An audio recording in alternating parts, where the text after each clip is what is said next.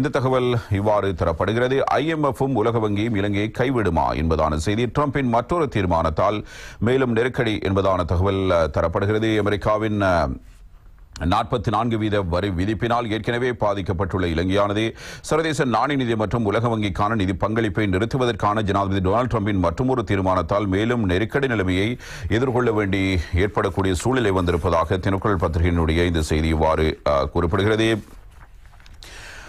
இது தொடர்பில் வெளியாக இருக்கிற மேலதிக தகவல்களை நாங்கள் அவதானிக்கலாம். அமெரிக்க ஜனாதிபதி டொனால்டு ட்ரம்ப் சர்வதேச நாணய நிதிய மற்றும் உலக வங்கிக்கு விடுத்த எச்சரிக்கையின் பின்னணியில் உலக வங்கியின் தலைவர் அஜய் பங்கா இலங்கைக்கு விஜயம் செய்தது குறிப்பிடத்தக்கது. சர்வதேச நாணய நிதியம் மற்றும் உலக வங்கிக்கு நிதியளிப்பதை நிறுத்த ட்ரம்ப் ஏற்கனவே ஒரு முடிவை எட்டியுள்ளதாக தகவல்கள் தெரிவிக்கின்றன. சர்வதேச நாணயத்தின் நிர்வாக பணிப்பாளர் கிறிஸ்டினா ஜோர்ஜிவா மற்றும் உலக வங்கியின் தலைவர் அஜய் பங்கா ஆகியோரை அவர்களின் பதவிகளிலிருந்து நீக்க ஜனாதிபதி டொனால்டு ட்ரம்ப் எடுத்த முடிவே இதற்கு காரணம் என்று தெரிவிக்கப்படுகிறது. இவர்கள் இருவரும் முன்னாள் அமெரிக்க அதிபர் ஜோ பைடனின் நண்பர்கள் என்பதும் அவருடன் நெருக்கமாக பணியாற்றுவதும் இதற்கு காரணம் என கூறப்படுகிறது.